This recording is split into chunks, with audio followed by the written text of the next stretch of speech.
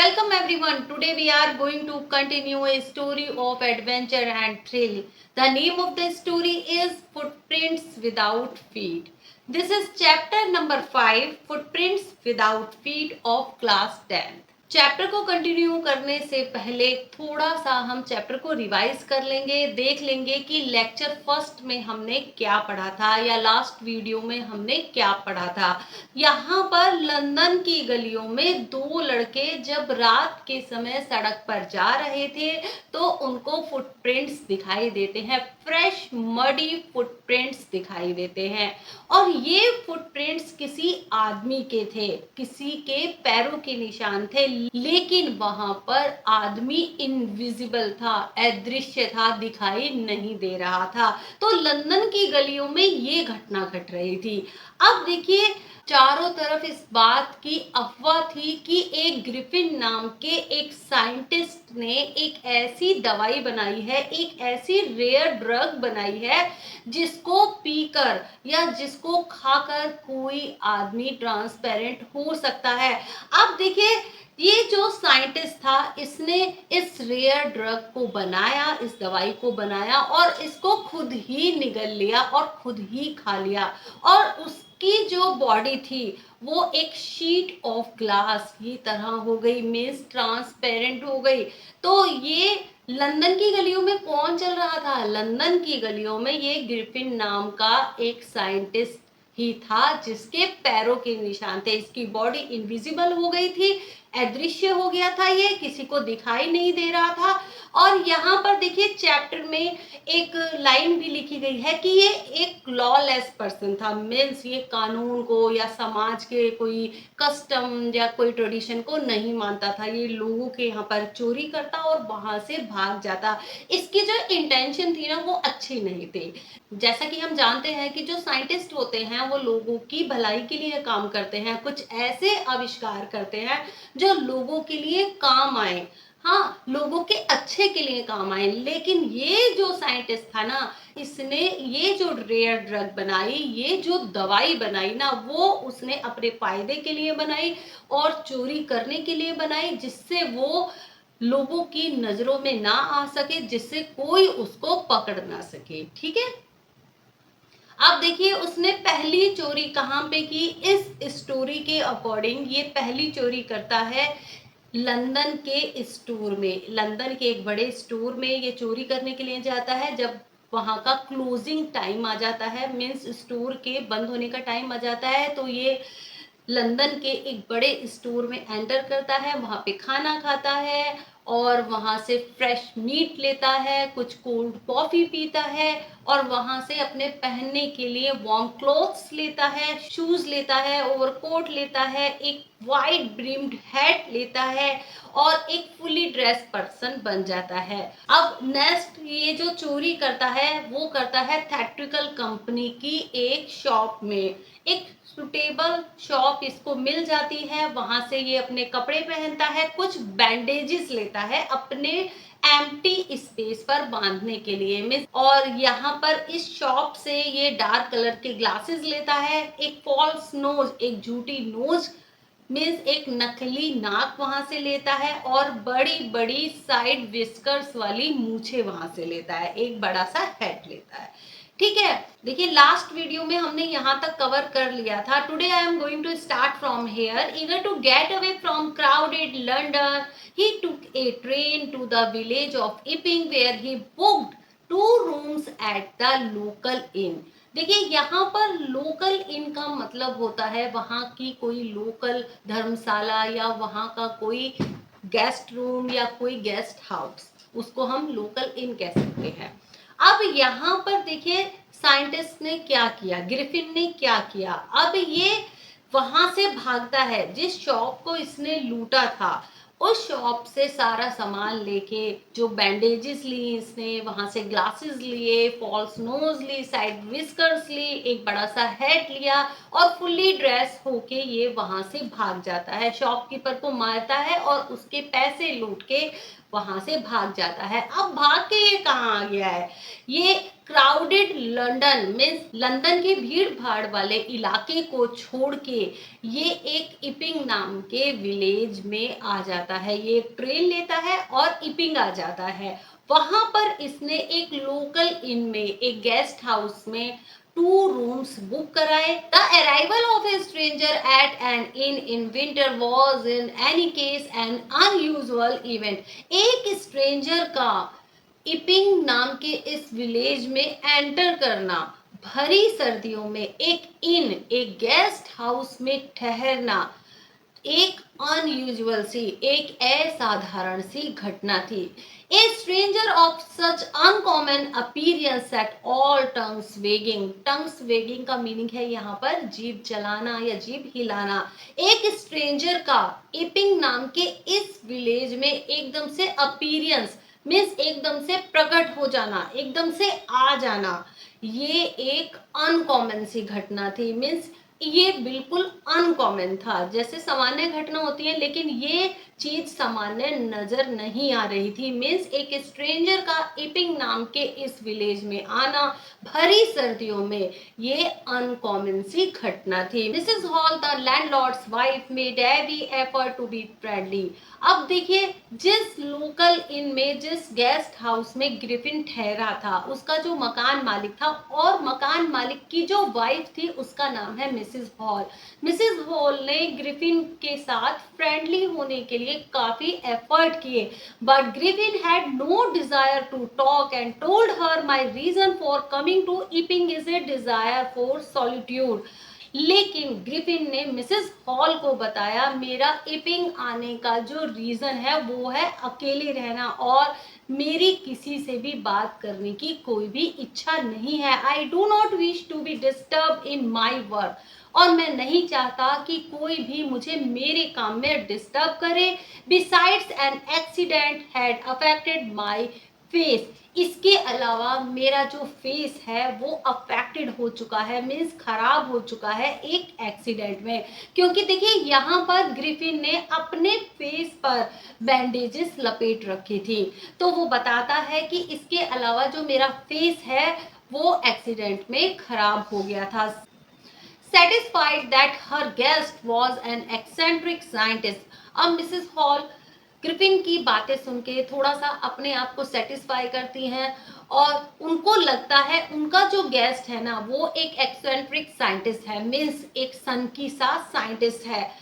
And in view of the fact that he had paid her in advance, और Griffin ने 2 rooms का जो किराया था वो पहले से ही एडवांस में ही पे कर दिया था। Mrs Hall was prepared to excuse his strange habits and irritable temper. Mrs Hall ने अपने आप को प्रिपेयर कर लिया था, मीन्स उन्होंने अपने आप को तैयार कर लिया था कि उनको ये जो गेस्ट आया है ना ग्रिफिन की, ये जो स्ट्रेंज हैबिट्स हैं, अजीब आदतें हैं और उसका इरिटेबल टेम्पर, उसका जो चिड़चिड़ापन है ना, उनको झेलना पड़ेगा। तो मिसेस हॉल ने इन आदतों के लिए अपने आप को प्रिपेयर कर लिया था। But the stolen money did not last long.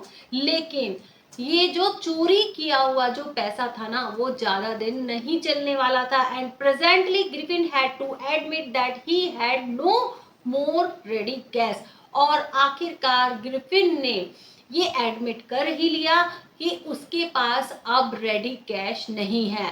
Means उसने 2 रूम का जो किराया था वो तो एडवांस में दे दिया था, लेकिन अब आते आते उसके पास पैसे खत्म होने शुरू हो गए, ये पैसे जो उसने शॉपकीपर से चुराए थे।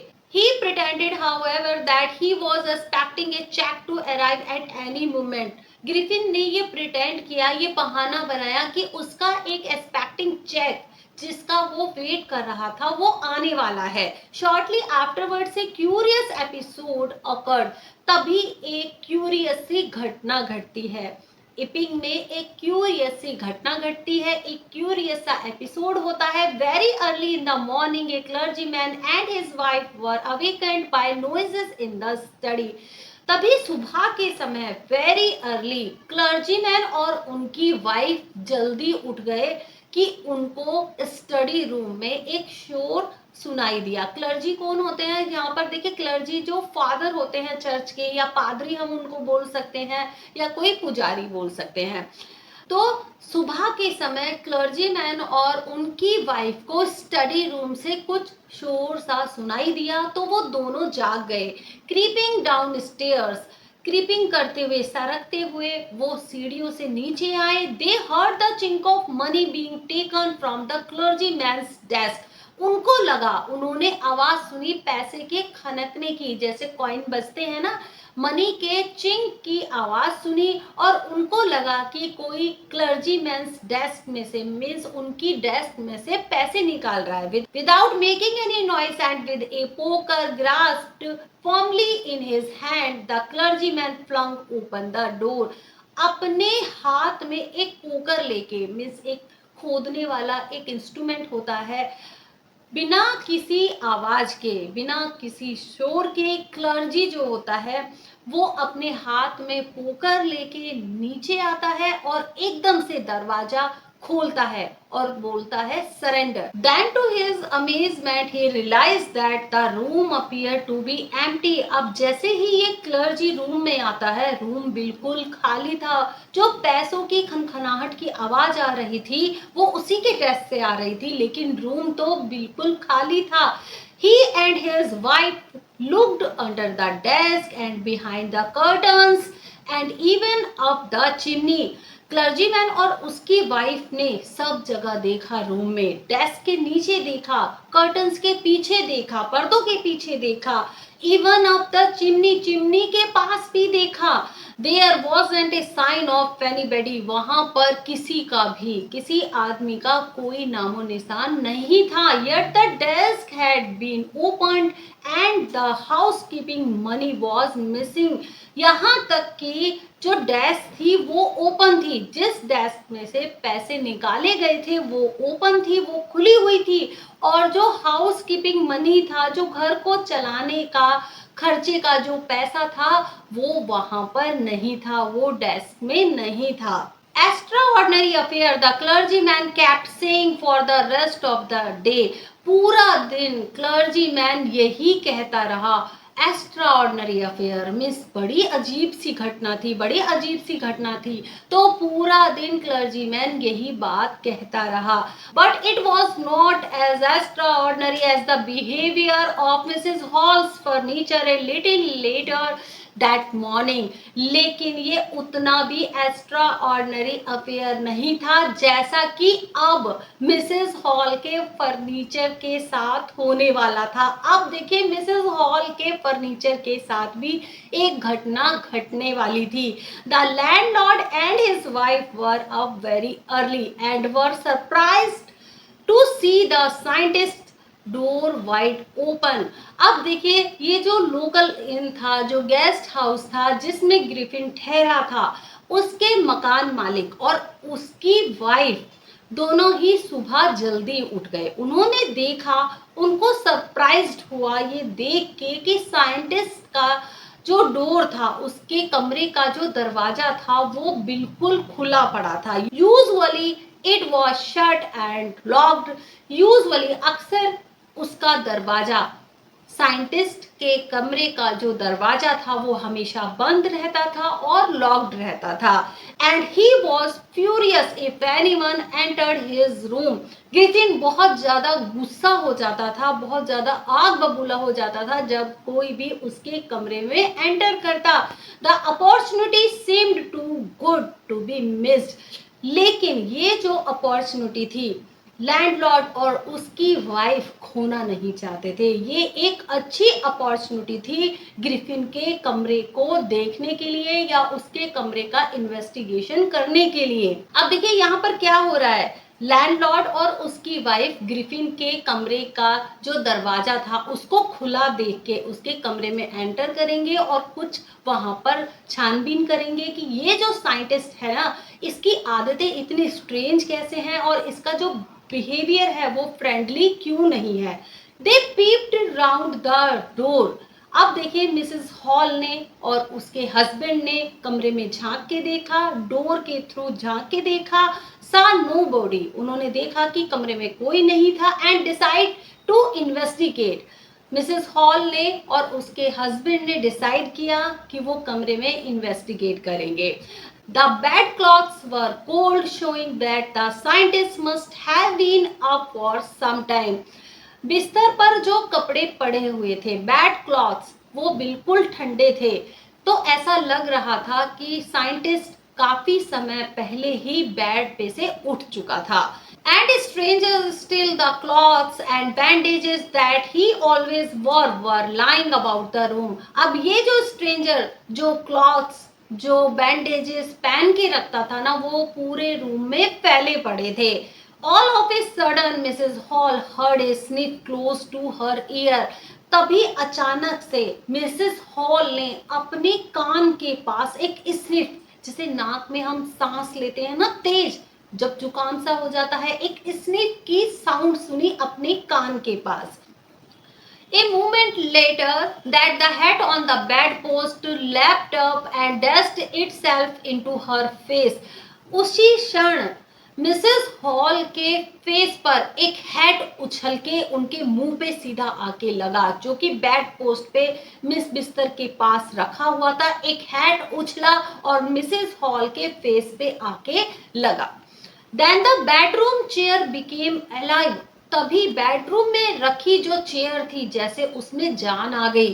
Springing into the air, it charged straight at her. तभी कमरे में रखी हुई ये जो चेयर थी उसमें जान आ गई, ये हवा में उछलने लगी और इसने अपने पैरों को, चेयर के जो लेग्स होते हैं, 4 लेग्स होते हैं, इसने अपने लेग्स को सीधा मिसेस हॉल की तरफ टर्न कर दिया and she and her husband turned away in terror. The extraordinary chair pushed them both out of the room and then appeared to slam and lock the door after them. तभी Mrs hall और उसके husband दोनों ने turn किया और डर के मारे घबरा के वो कमरे से भागे, और ये जो एक्स्ट्रा ऑर्डिनरी चेयर थी, इसने मिसेस हॉल और उसके हस्बैंड को पुश किया, धक्का देके कमरे से बाहर निकाल दिया और उन दोनों को बाहर निकाल के धम से दरवाजा लगा दिया और कमरे का लॉक लगा दिया। Mrs hall almost fell down the stairs in hysterics. Hysterics का मीनिंग होता है एकदम से कोई दौरा पड़ जाना, कोई चक्कर आ जाना। मिसेस हॉल डर के मारे इतना घबरा गई, उनको चक्कर आ गया और वो सीढ़ियों में से गिर गई। She was convinced that the room was haunted by spirits. और उन्होंने इस बात पे कन्विंस कर लिया था, इस बात को मान लिया था कि रूम जो है वो हॉन्टेड हो चुका है और उसमें कुछ स्पिरिट्स एंटर कर चुकी हैं, कुछ आत्माएं आ चुकी हैं। And that the stranger had somehow caused these to enter into her furniture। और मिसेस हॉल ने इस बात पर यकीन कर लिया था कि ये जो स्ट्रेंजर, ये जो साइंटिस्ट जो गेस्ट बन के आया है, जो उनके घर में रह रहा है, उसने किसी भी तरीके से कुछ आत्माओं को फर्नीचर में एंटर करवा दिया है किसी तरीके से। My poor mother used to sit in that chair, she moaned. Mrs Hall जो शोक करने लगती हैं, विलाप करने लगती हैं और वो कहती हैं कि मेरी बेचारी माँ जो उस चेयर पर बैठा करती थी और उस चेयर ने मेरे ऊपर हमला किया। तो एकदम से मिसेस हॉल को शॉक लग जाता है, सदमा लग जाता है कि ये उनकी माँ की चेयर थी जिस पर वो बैठा करती थी और इसी चेयर ने मेरे ऊपर हमला किया। To think it should rise up against me now. और उनको ये लगता है कि ये जो चेयर थी अब मेरे ही खिलाफ यूज हो रही थी, मेरे ऊपर हमला करने के लिए यूज हो रही थी। The feeling among the neighbours was that the trouble was caused by witchcraft. अब देखिए नेबर्स के बीच में जो पड़ोसी थे वहां पर, उनके बीच में ये फीलिंग आ गई थी, ये सोच रहे थे कि ये किस वजह से हुआ है, ये विच क्राफ्ट की वजह से हुआ है, मीन्स किसी ने काला जादू कर दिया है। But witchcraft or not, when news of the burglary at the clergyman's home became known, the strange scientist was strongly suspected of having had a hand in it. लेकिन ये विचक्राफ्ट, ये काला जादू था या नहीं, लेकिन जैसे ही चारों तरफ ये खबर फैली कि क्लर्जी मैन के घर में चोरी हो गई है, तो ये जो स्ट्रेंजर जो भरी सर्दियों में इपिंग में आया था, सभी का जो शक था वो इसकी तरफ ही जाने लगा। अब लोग यही समझने लगे थे कि अब किसी नए आदमी की यहाँ पर जो एंट्री हुई है ना, जो नया स्ट्रेंजर यहाँ पर आया है वो ग्रिफिन ही है। ये जो साइंटिस्ट है ना, इसी का ही हाथ है चोरी में। Suspicion grew even stronger when he suddenly produced some radicals, और शक और ज्यादा गहरा हो गया इस साइंटिस्ट पर जब उसके पास एकदम से रेडी कैश आ गया। Though he had admitted not long before that he had no money, जबकि उसने कुछ दिन पहले ये कहा था कि मेरे पास और कैश नहीं है, लेकिन जिस दिन क्लर्जी मैन के यहाँ पर चोरी हुई उसी दिन इस आदमी के पास, इस साइंटिस्ट के पास थोड़ा सा कैश आ गया। तो सभी का जो शक था ना इस स्ट्रेंजर की तरफ ही जा रहा था। ये स्ट्रेंजर कौन था? ग्रिफिन नाम का जो साइंटिस्ट था, इसी की तरफ सभी का शक जा रहा था, क्योंकि यही एक नया आदमी इपिंग में भरी सर्दियों में आया था। ठीक है। The village constable was secretly sent for. अब चुपचाप से इस साइंटिस्ट को पकड़ने के लिए विलेज के कांस्टेबल को बुलाया जाता है secretly. Instead of waiting for the constable, Mrs Hall went to the scientist who had somehow mysteriously appeared from his empty bedroom। लेकिन मिसेस हॉल कांस्टेबल का वेट करने के बजाय वो सीधा ही साइंटिस्ट के रूम में चली जाती हैं, और ये साइंटिस्ट मिस्टीरियसली, बड़े रहस्यमयी तरीके से खाली कमरे में अपीयर हो जाता है, उपस्थित हो जाता है।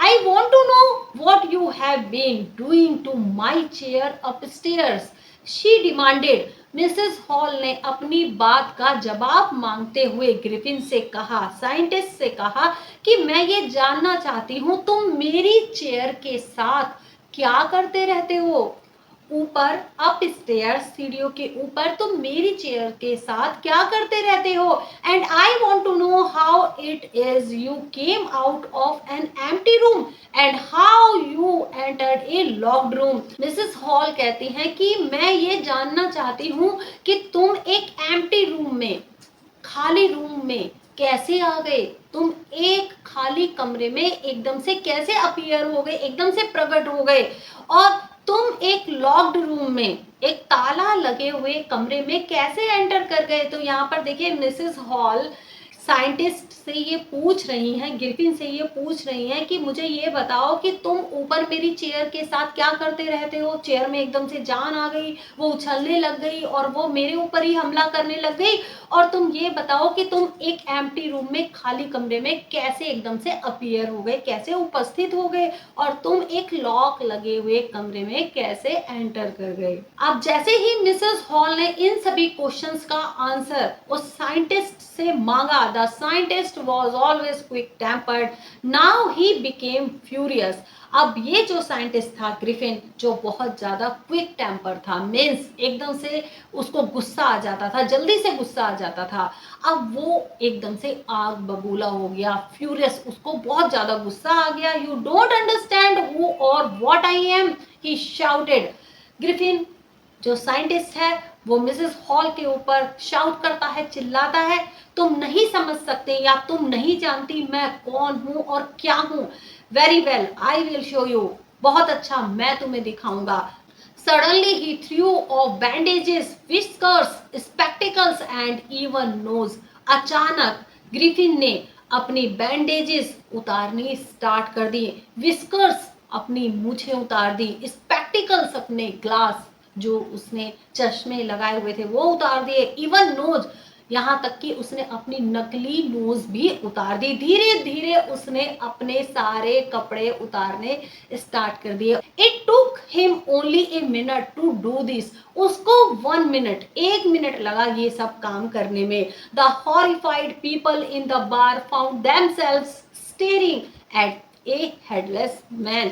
और जितने भी पीपल, जितने भी लोग बार में बैठे हुए थे, वो सभी डर गए थे, हॉरिफाइड हो गए थे, और वो एक हेडलेस मैन की तरफ, बिना सर वाले आदमी की तरफ बड़े डरी हुई नजरों से देख रहे थे। Mister Jeffers the constable, constable का नाम है जेफर्स।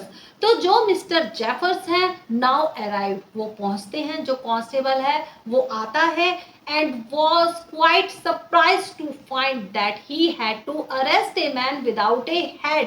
अब देखिए, ये जो कांस्टेबल है मिस्टर जेफर्स, वो बहुत ज्यादा सरप्राइज हो जाता है, बहुत ज्यादा आश्चर्यचकित हो जाता है जब उसको ये पता लगता है कि उसको एक ऐसे आदमी को अरेस्ट करना है जिसका सर ही नहीं है। But Jeffers was not easily prevented from doing his duty. लेकिन जेफर्स अपनी ड्यूटी से बहाना बनाने वालों में से नहीं था। उसको अगर ड्यूटी दे दी गई है तो वो कभी भी अपनी ड्यूटी से बहाना नहीं बनाता था। If A magistrates warrant ordered A persons arrest, then that person had to be arrested with or without his head। अगर मजिस्ट्रेट ने वारंट दे दिया, ऑर्डर दे दिया कि इस पर्सन को अरेस्ट होना है, तो उस पर्सन को अरेस्ट होना ही है, चाहे उसका हेड हो या ना हो। There followed a remarkable scene as the policeman tried to get hold a man who was becoming more and more invisible as he threw off one garment after another। अब देखिए, सभी की आंखों के सामने एक रिमार्केबल, कभी ना भूलने वाला सीन यहाँ पर घटित होता है। पुलिसमैन जब साइंटिस्ट को पकड़ने की कोशिश कर रहा था, तो ये साइंटिस्ट और ज्यादा इनविजिबल, फिर और ज्यादा इनविजिबल होता चला जा रहा था। कैसे होता चला जा रहा था? जब 1 बाय 1 वो अपने गारमेंट, अपने कपड़े उतार रहा था, तो जैसे जैसे वो अपने कपड़े उतार रहा था, वो और ज्यादा इनविजिबल, और ज्यादा अदृश्य, और ज्यादा अदृश्य होता चला जा रहा था। Finally, a shot flew into the air and the constable found himself struggling with someone he could not see at all। अब यहाँ पर देखिए, फाइनली लास्ट में एक शर्ट उड़ती हुई नजर आई। ग्रिफिन ने अपनी शर्ट हवा में उड़ा दी उतार के, और अब वो पूरी तरीके से इनविजिबल हो गया, अदृश्य हो गया। अब कांस्टेबल ने ये देखा, ये पाया कि वो एक ऐसे आदमी को पकड़ने के लिए स्ट्रगल कर रहा है जो कि दिखाई ही नहीं दे रहा है। Some people try to help him, कुछ लोगों ने कांस्टेबल की मदद की उस साइंटिस्ट को पकड़ने के लिए, but found themselves hit by blows that seemed to come from नाउवेयर।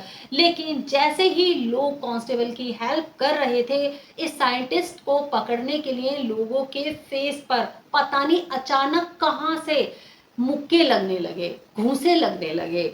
In the end, Jeffers was knocked unconscious as he made a last attempt to hold on to the unseen scientist। लेकिन last में, अंत में, जैसे ही Jeffers ने ना दिखाई देने वाले इस साइंटिस्ट को पकड़ने की कोशिश की, उसको पकड़ने का लास्ट अटेम्प्ट किया, तो उसके ऊपर भी हमला हुआ और जेफर्स अनकॉन्शियस हो गया, बेहोश हो गया। There were nervous excited cries of hold him. चारों तरफ लोग नर्वस होके, एक्साइटेड होके चिल्ला रहे थे, उसे पकड़ो। But this was easier said than done. लेकिन करने से ज्यादा ये कहना बहुत आसान था। अब देखिए, सभी लोग चिल्ला रहे थे उसे पकड़ो, उसे पकड़ो, लेकिन ये कहना तो आसान था, लेकिन ग्रिफिन को पकड़ना बहुत ही मुश्किल था, क्योंकि वो तो इनविजिबल हो चुका था, अदृश्य हो चुका था। Griffin had shaken himself free. Griffin ने अपने आप को फ्री करा लिया था।